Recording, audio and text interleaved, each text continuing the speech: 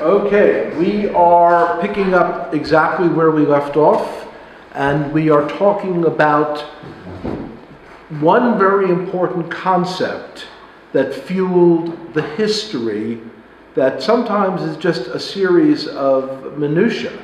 So I recognize some people have their eyes glaze over when they start to read about history. Takže začínáme tam, kde jsme přestali. A je jasné, že když člověk čte o historii, takže některé detaily se zdají náhodné, ale začali jsme tady mluvit o jednom důležitém konceptu a vrátíme se k němu, abychom to historii pochopili. So our desire is not to simply relate a bunch of dates. A nechceme jenom k sobě vztáhnout řadu dat. However, we want to most importantly talk about the theological and historical reasons that gave rise to the Holocaust. Ale hlavně se chceme zaměřit na teologické pozadí těch historických důvodů, které vedly k tomu, co se během holokaustu stalo. And even though we're about to enter a period where we do need to talk about history, we don't want to lose sight that most important here is the theology. A i když budeme mluvit o letech a datech z historie, tak nechceme vlastně ztratit z pohledu to, že to nejdůležitější bude otázka teologická. And so we were saying that in the hundreds of years of church theology leading up to the Holocaust, it gave people reason to have bad feelings against the Jews. A říkali jsme, že stovky let ta teologie, která se v mnohých církvích vyučovala, dávala lidem vlastně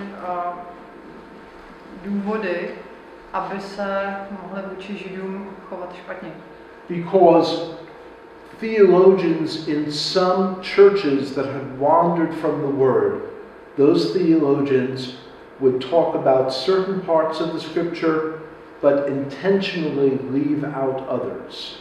Protože teologové v určitých církvích si vlastně z toho písma brali jenom určité věci, které chtěli, a nechávali ostatní vlastně pod povrchem a nevraceli se k ním. And toward the end of Martin Luther's life, he did just that. A ke konci svého života udělal Martin Luther přesně toto. And so as a result of Luther's teaching, many of the German people were open to the repugnant ideas of Adolf Hitler. A vlastně to Lutherovo učení vyústilo to, že mnoho Němců bylo nakonec otevřených těm Hitlerovým myšlenkám na to, co se chystal udělat. Sometimes we can get lost in the overall numbers of the Holocaust and lose sight of individuals. A někdy se můžeme ztratit v těch obrovských číslech, kterých je holokaust plný, a ztratit vlastně ze zřetele jedince. But every individual of the 6 million had a mother and had a family. Ale každý člověk z těch 6 milionů měl matku a měl rodinu. Every single one of them has a human story. A každý z nich měl nějaký svůj lidský příběh. The most famous of all these human stories, of course, is the story of Anne Frank. Nejslavnější z těchto lidských příběhů je příběh Anny Frankové. And we have her story because she kept a diary as a young teenage girl during the early years of the Holocaust. A její příběh máme, protože se jako mladá 12letá dívka vedla deník. And she was a very skilled writer and very imaginative, even at 12 and 13. A bylo to právě za holokaustu a byla velice schopnou spisovatelkou, i když jí bylo teprve 12-13 a měla velice dobrou představivost. Her father was a very skilled machinist and industrialist who owned a large factory in Germany. A její otec byl velice schopný průmyslník, který vlastnil velikou továrnu v Německu. when the Nazi party came to power, they made it clear that they were going to confiscate the property of Jews. A když se nacisti dostali k moci, tak dali velice jasně najevo, že se chystají skonfiskovat židovský majetek. And so Otto Frank moved his family to the Netherlands, to Amsterdam. A proto se Otto Frank rozhodl se svou rodinou přestěhovat do Holandska. As this is happening, Hitler is tightening his grip upon Germany. A během toho se zároveň Hitler snaží ještě těsněji uchopit Německo. The vast majority of German people welcomed him with open arms. A valná většina Němců ho vítala s otevřenou náručí. The one segment of German society that did not were the evangelicals. A jeden jediný segment té německé společnosti, který to tak nedělal, byli evangelikálové. Evangelicals were actually a significant segment of German society. A měli vlastně ale velice důležité místo v té německé společnosti. Ultimately, we will see that that was the reason why Hitler located the death camps outside of Germany. A uvidíme, že vlastně nakonec to bylo právě důvodem, proč se Hitler rozhodl ty tábory smrti umístit mimo Německo. He looked for people to do his dirty work who would have less moral objections. Protože hledal lidi, kteří by tu jeho špinavou práci udělali bez těch morálních námitek. In 1935, Hitler had gained enough power to enact a series of laws that would have been unthinkable just a few years earlier. V roce 1935 nechal Hitler vydat zákony, které byly několik let předtím ještě naprosto nemyslitelné. And essentially what these charts would do is it categorized people according to how many Jewish grandparents they had. A v těchto grafech těch norimberských zákonů lidi dal do různých kategorií podle toho, kolik těch genů jejich rodičů a prarodičů měli. Certain marriages were verboten. A jistá manželství byla naprosto zakázána. And there were these strict laws that if they were violated could mean jail. A byly přísné zákony, které když se porušily, tak to znamenalo vězení.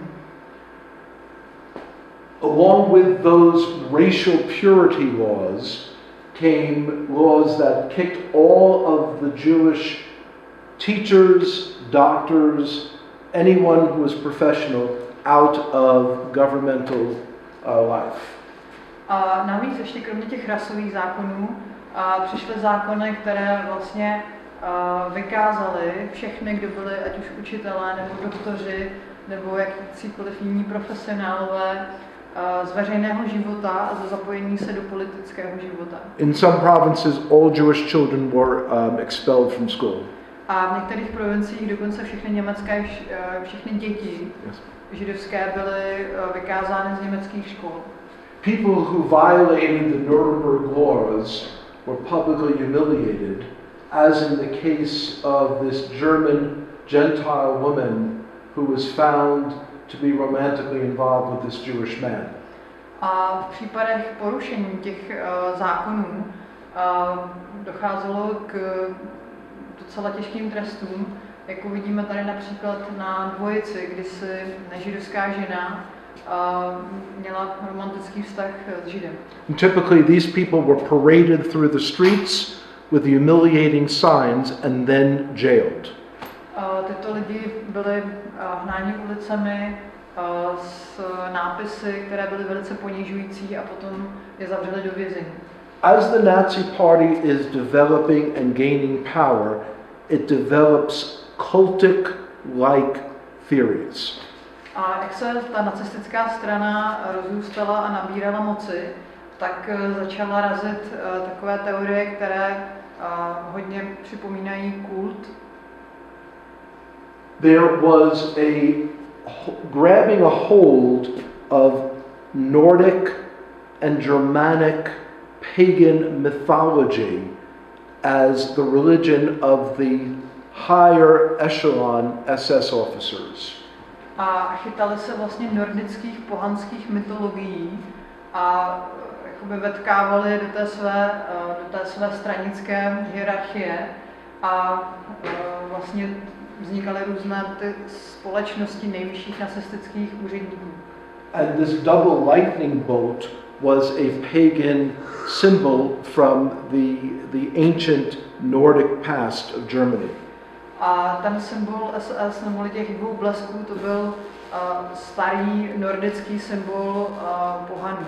In essence, they put aside the facade that they were Christians and wholesale embraced pagan philosophy. A odložili teda tu fasádu, která se tvářila jako, že jsou křesťané, a naplno se oddali vlastně té nordické pohanské filozofii. In 1938, the pace of the Holocaust would start to quicken, and this is the date where most historians begin the Holocaust. V roce 1938 vlastně ta cesta k holokaustu nabírala na obrátkách a toto datum je vlastně datem, kterým mnozí historikové ten holokaust začínají jako takový. By the way, this PowerPoint is freely available to anyone here just with a USB stick, and it's yours. Mimochodem, kdokoliv z vás bude ten PowerPoint, který si tu ukazujeme, chtít, tak si ho můžete volně vzít. This is better than the original because Craig corrected some of my misspellings already. Je to lepší než originál, protože Craig už mi opravil pár pravopisných chyb. In 1938, there was this horrific event. Takže v roce 1938 došlo k této otřesné události. Jews were caught between Germany and Poland. Židé byli vlastně uvězněni nebo zachyceni mezi Polskem a Německem. And so these were Jews of Polish origin who were living in Germany, and they were deported to the Polish border. Byli to Židé vlastně polského původu, kteří žili v Německu a byli deportováni na polskou hranici. The Polish military authorities refused to allow the train to come into Poland. Ale ty polské armádní jednotky vlastně zakázaly, aby tyto vlaky z Německa vůbec do Polska pustily. And there was a bridge over a river between Germany and Poland, and they stopped the train on a bridge. A mezi Německem a Polskem byl přes řeku most a oni zastavili ten vlak přímo na tom mostě. And the people were told to get off the train and just camp on the river until Poland would allow them in. A lidem bylo řečeno, ať si z toho vlaku vystoupí a prostě táboří na břehu té řeky, dokud je polské autority nepustí dovnitř. These were Jews who had been living in Germany for 2 generations. A tohle byly ale Židé, kteří v Německu žili už po 2 generace. They got word to their 17-year-old son living in Paris. He went to the German embassy and asked for his parents to be readmitted into Germany.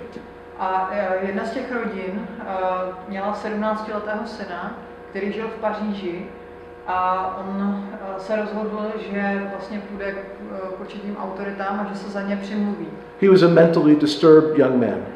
A byl trochu mentálně narušený. And he pulls out a gun and shoots the German officer.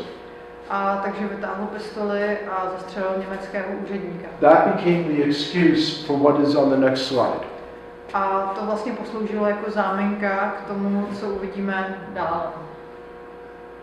Kristallnacht, the German word for the night of the broken glass, occurred over 2 different nights. A Kristallnacht, což je německé slovo pro křišťálová noc, se stala během 2 dnů jednoho listopadu. Hundreds and hundreds of synagogues were broken into and everything in the synagogue was smashed to bits. Stovky a stovky synagog byly vybrakovány a všechno v nich bylo rozbito na padrť, na kusy. This eyewitness report was from a British reporter. Britský reportér o tom napsal očité svědectví. Notice that he says that what he was witnessing was racial hatred and hysteria that overtook otherwise decent people. A všimněte se, že píše, že rasová nenávist a hysterie vlastně vypadalo to, že zachvátila jinak celkem slušné lidi. In addition to the hundreds of synagogues, some 5,000 Jewish stores were also smashed to bits. A vedle těch několika seti synagog bylo také vybrakováno na 5,000 židovských obchodů. 91 Jews were killed, 30,000 Jewish men arrested, sent to the Buchenwald work camp. 91 Židů bylo zabito a 30 000 mužů židovských bylo uvězněno a posláno do Buchenwaldu. And this incident in 1938 is how most theologians start the date of the Holocaust. A tento incident v roce 1938 je datem, kterým většina teologů vlastně datuje počátek holokaustu. There was a wholesale dismissal of law and people were basically enslaved. All of these men had their heads shaved. Bylo to úplně zbavení se zákona. Lidé byli zbaveni všech práv a oholení. What was the reaction of the church to this? Jak reagovala církev?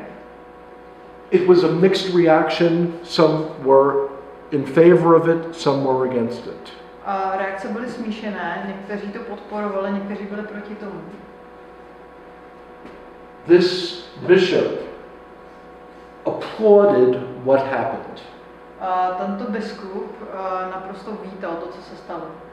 The choosing of November 10th as the night of Kristallnacht was no accident. Že se vybral 10. listopad jako noc, kdy se ta událost stala, že prý nebyla žádná náhoda. So this is a liberal, apostate Protestant high churchman.